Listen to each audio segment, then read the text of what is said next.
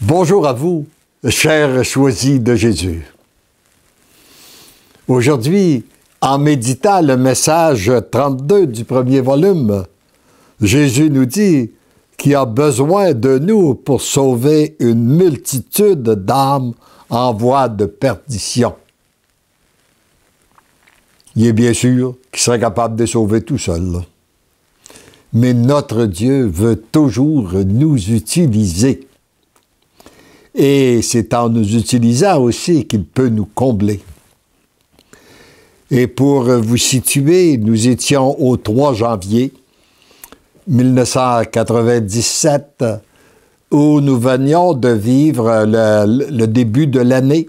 Nous avions été accompagnés avec un prêtre qui avait le Père David, qui m'avait accompagné, qui a été mon premier accompagnateur dans ce volume-là.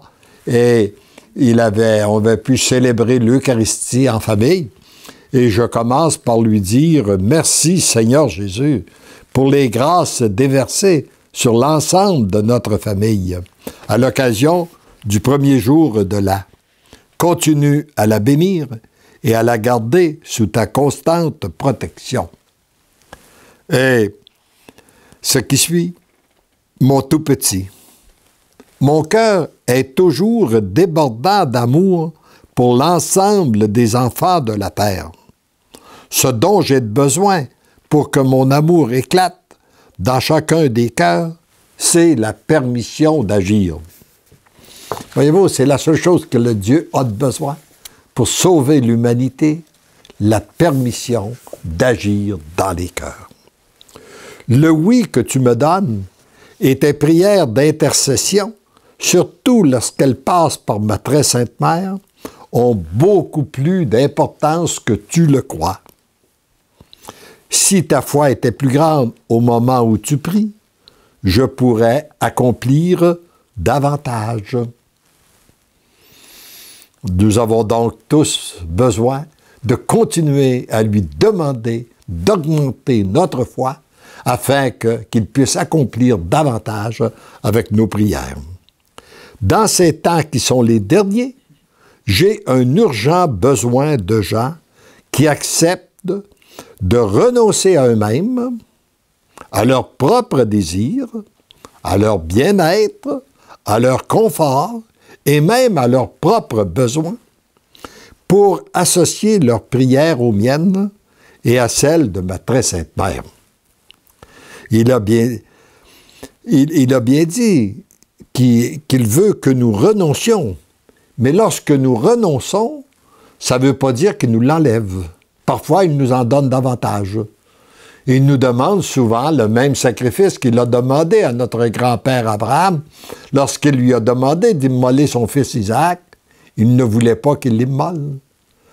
Il l'a gardé. Et il voulait lui donner il lui a donné une grande descendance à travers son fils. Mais c'était de vérifier le niveau de foi. Et c'est ce qu'il veut faire, ce qui se fait avec chacun de nous. Alors, pour associer leurs prières aux miennes et celles de ma très sainte mère, il a besoin de nous. Il dit qu'il a besoin de nous pour associer nos prières aux siennes et celles de ma très sainte mère, des saints et saintes et des saints anges pour ce grand combat qui se livre présentement. Nous sommes bien témoins qu'il se livre un grand combat.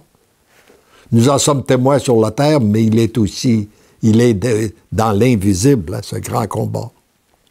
Tu sais que ma très sainte mère écrasera la tête du serpent.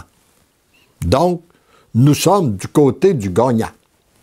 Ça, c'est sûr, on n'a pas à s'inquiéter sur ce point, il n'y a aucun doute.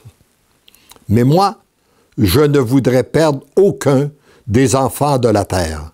Et c'est sur ce point que j'ai besoin de priants et de priantes.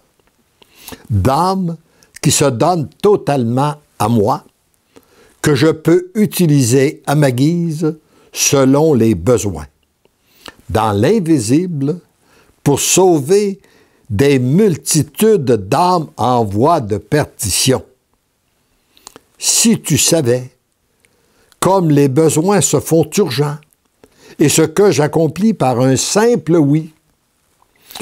Tu voudrais me dire des oui, jour et nuit, pour toi et par procuration pour toutes les âmes en perdition. Voyez-vous, nous ne sommes pas conscients de l'importance de nos oui. Comprends-tu pourquoi ma mère et moi, nous ne cessons de demander des oui? Le oui est le chemin le plus rapide qui ouvre la porte à une multitude de grâces qui sont déversées dans les cœurs, même les plus endurcis.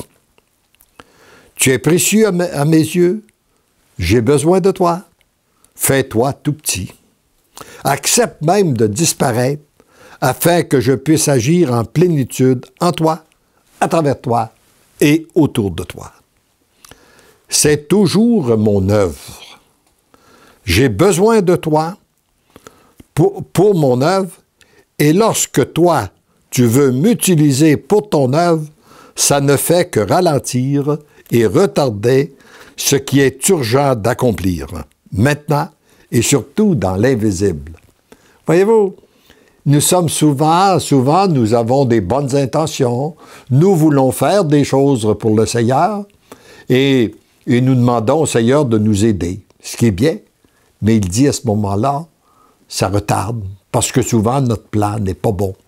Ce qui est important, c'est que nous reconnaissions que c'est son œuvre et que nous acceptions de travailler à son œuvre à lui, et non pas de lui demander de travailler à notre œuvre à nous.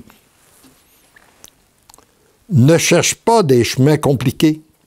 Prends celui de la simplicité. C'est là où je suis. Apprends à ne pas juger sur ce qui se passe à l'extérieur, car l'extérieur a peu d'importance. Ce qui est important, c'est ce qui se passe à l'intérieur. C'est là où se livre le vrai combat présentement. Et c'est par là que je vais reconstruire ce que l'ennemi a détruit ou pense avoir détruit. La reconstruction se fait donc dans l'invisible, dans les cœurs. Prends le temps de bien intégrer en toi cet enseignement. Il est pour toi et pour tous ceux et celles qui le liront une source de grâce incroyable. Sois sans crainte, je suis toujours avec toi, je guide chacun de tes pas. Continue à me laisser agir, je suis le Tout-Puissant. Tu as trouvé grâce à mes yeux, je t'aime. Alors vous voyez comme cet enseignement, d'autre part, est reposant. C'est son œuvre à lui. Tout ce qu'il demande, c'est notre oui. Reconnaître notre petitesse, reconnaître son amour et permettre à son amour de nous transformer pour après nous utiliser et que son amour puisse passer à travers nous pour rejoindre les autres. Prions ensemble pour qu'il y ait de plus en plus de cœurs qui s'ouvrent à cet amour. Amen.